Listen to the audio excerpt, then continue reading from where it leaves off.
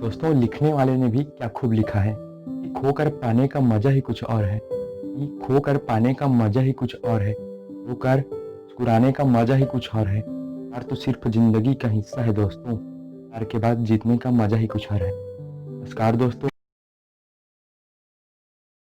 एक कहानी आपके लिए। दोस्तों, एक बार की बात है, एक बहुत प्राचीन काल की बात है। एक सरोवर था किसी गांव में। उस सरोवर के बीचों बीच एक खंभा गड़ा हुआ था, जिसे उस राजा ने बनवाया था, जिसने इस सरोवर का निर्माण करवाया था। दोस्तों, वहाँ बहुत सारे मेढक रहते थे उस तालाब में, और हर एक मेढक कोशिश करता था उस खंभे पर चढ़ने के लिए, लेकिन बार बार असफल हो जाते थे। भी मेढकों के दिमाग में आया कि क्यों ना इस खंभे की रेस करवाई जाए, और इसमें देखते हैं जीतेगा कौन। और सभी मेढकों ने प्लानिंग कर ली कि हाँ, इसमें रेस जरूर करवाएंगे, और ये बात दूर दूर तक जो सरोवर थे वहाँ भी बात फैल गई। अचानक वह दिन भी आया जब वहाँ रेस होने वाली थी। खंभे की ऊंचाई तक चढ़ना था, और जो ऊंचाई तक चढ़ जाता वही उस रेस का विजेता घोषित किया जाता। मगर वो खंभा इतना चिकना था कि चिकने होने की वजह से बार बार जो भी मेढक चढ़ने का प्रयास करता, बार बार उससे गिर जाता। गिरने के बाद फिर से पानी में पहुंच जाता। जितने भी मेढक दूर दूर से आए हुए थे, उन्होंने इस खेल में हिस्सा लिया और चढ़ने की कोशिश में लग गए। आहिस्ता आहिस्ता जब वो चढ़ने की कोशिश करते, वे बार बार चिकने होने की वजह से उस खंभे से फिसल जाते, और फिसल कर फिर से पानी में गिर जाते। लेकिन जो भीड़ थी वो भी उन्हें डिमोटिवेट कर रही थी, उन्हें उत्साहवर्धन की बजाय उन्हें और नेगेटिव कर रही थी कि नहीं, काम बहुत कठिन है, इसमें चढ़ पाना बहुत ही मुश्किल है, इसमें कोई नहीं चढ़ सकता है, और इसे जीतना तो नामुमकिन है, जल्द इसे नहीं जीता जा सकता है, क्योंकि इतने चिकने खंभे पर, और वो भी इतने ऊंचे खंभे पर चढ़ पाना, मुझे नहीं लगता कि कोई भी मेढक इस रेस को जीतेगा। जितनी भी भीड़ थी सभी बार बार यही कह रही थी, जिनमें से बहुत सारे मेढक जो कोशिश कर रहे थे वो निराश हो गए, और बार बार अपनी कोशिशें करना बंद कर दिए। लेकिन अभी भी 2-3 मेढक ऐसे थे जो बार बार अपनी कोशिशें किए जा रहे थे, बार बार चढ़ने की कोशिश करते।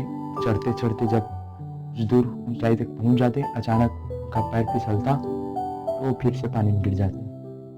लेकिन जो भीड़ थी अभी भी उन्हें डिमोटिवेट कर रही थी, बार बार कह रही थी, अरे बहुत कठिन काम है, मैं कह रहा हूँ ना, तुम लोग उतर जाओ, मत चढ़ो, क्योंकि यहाँ कोई भी नहीं जीत पाएगा, इस रेस को जीतना असंभव है। तभी वो मेढक हार मान लिए, कोशिश करना बंद कर दिए। लेकिन उन्हीं के बीच एक छोटा सा मेढक जो बार बार कोशिश कर रहा था, वो अभी भी निरंतर कोशिश कर रहा था, और कोशिशें करते करते अभी भी लोग उसे मना कर रहे थे कि सबने हार मान ली है, अब तुम भी हार मान लो और नीचे आ जाओ, खेल को बंद करो और सभी अपने अपने घर चलते हैं। कोशिशें करते करते वह छोटा मेढक और भी अपने सभी ताकत को झोंक देता है।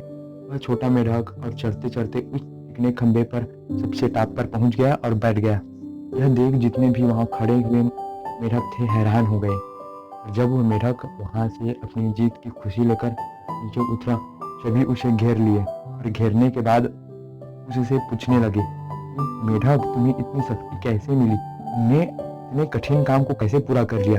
अच्छे अच्छे जो महान मेढक थे उन्होंने इस काम को नहीं कर पाया, तुमने कैसे कर लिया? अभी पीछे से एक मेढक की आवाज आई, अरे तुम लोग इससे क्या पूछते हो, तो बहरा है।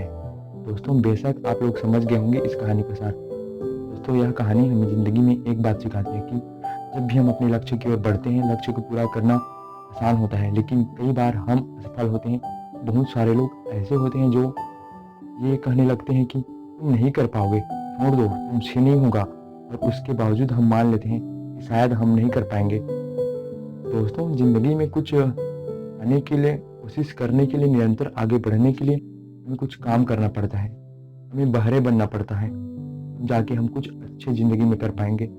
जिस प्रकार बाकी मेढक की तरह वह छोटा मेढक भी दूसरों की बात सुनकर हार मान लेता, फिर वह ऊंचाई तक नहीं पहुंच पाता।